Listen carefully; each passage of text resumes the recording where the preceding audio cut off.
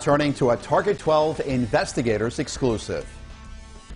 Providence police, open the door. We're going to open the door. Providence police. Body camera footage shows the moments police enter a Providence home after reports of a break-in. The incident happened when a group of women were renting an Airbnb for a bachelorette weekend. And you had no idea they were done? No. None. Turns out a couple was living in the basement. Target 12 consumer investigator Sarah Granelli joins us now in studio with the bizarre story.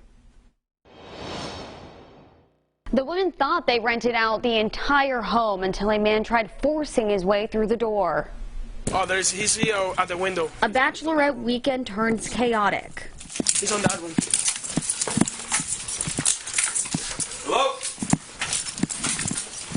He's on that You one. open up the door. And I'm walking back towards the house, and on the side of the house, this man just basically pops out of nowhere and starts following me really quickly. Seneca Landry rented the Providence Airbnb on Ohio Avenue in May. When the group was getting ready to leave, she says the man tried barging into the home. And the first time the deadbolt gets in the way and he's still trying to get in.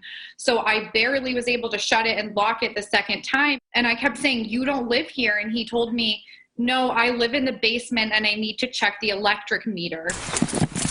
The women called 911 and barricaded themselves inside a room upstairs until police arrived. Yo, open up the door. We're going to have to break it open. Body camera footage obtained by Target 12 shows police quickly go around to the back of the house. When no one comes to the door, they find an open window. Officers rush in to find the couple inside. Hello? Open up the door, please. Why do I need to open up the door for you? You don't have a warrant. I don't need a warrant. Somebody broke in here. Nobody broke in here. I live here. According to a police report, the basement was rented, but Landry says that was never disclosed on Airbnb. And that shouldn't be our responsibility as the renters for 3 days to make sure there's nobody living in the basement. The property is listed as a single-family home, and under city regulations, that type of short-term rental must be owner-occupied. Airbnb says it has taken action because of the incident. Quote, "Based on our investigation to date, we have deactivated these listings and are in the process of removing this host from our platform." He was at the door and he was yelling at us. I came down. Landry says she's still traumatized from that day. It doesn't seem like anyone's vetting the properties. The basement was locked off, and we should trust that we have the house to ourselves and it's safe. We reached out to the property owner and the property management company, but haven't heard back. According to the city, the home is no longer operating as a short-term rental. Coming up at 6, a new law one state rep says could help police respond to conflicts like this. With the Target 12 investigators, Sarah Granelli, 12 News. More details now in a Target 12 investigators exclusive. At 5, we told you about a bachelorette party stay at an Airbnb that ended badly.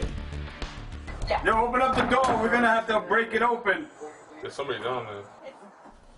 The women thought they were renting an entire home, but when a man tried to force his way into the first floor, they learned they were not alone. Target 12 consumer investigator Sarah Granelli joins us now with details on a new short-term rental law that just took effect this year. Issues can come up when staying in short-term rentals. Now, state officials hope a new law could help police know what type of property they're responding to.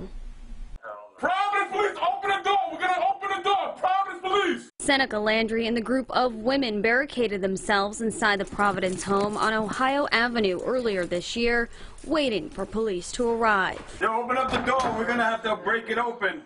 Landry says the group rented out an entire home on Airbnb for a bachelorette party, but a man tried barging into the first floor, claiming that he lived in the basement, so they called 911. He comes out with something that looks like a taser and said, "I need to check the meter," and tried to force his way in, so I had to lock the door on him. According to a police report, it turns out someone was renting out the basement.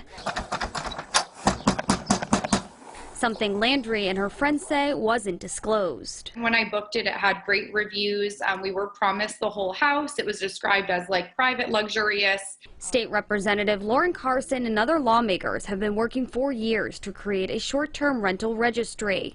It became law earlier this year. I believe that these properties that are engaged with third-party hosting platforms are businesses. The Rhode Island Department of Business Regulation is setting up the registry, and short-term rental owners will have to provide contact information, number of rooms for rent, and the intended use of the space. Nobody broke in here. I live here. Oh, we don't know that.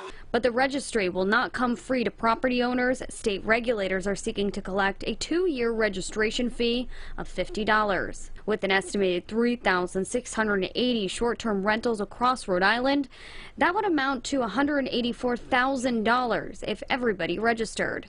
Landry says she just wants people to be aware when they're booking short-term rentals. People do need to know that it's not as safe. You are staying at a stranger's house. You have no clue who could be there or who was there. According to DVR, the registry will be up and running by October 1st. With the Target 12 investigators, Sarah Gurnelli, 12 News.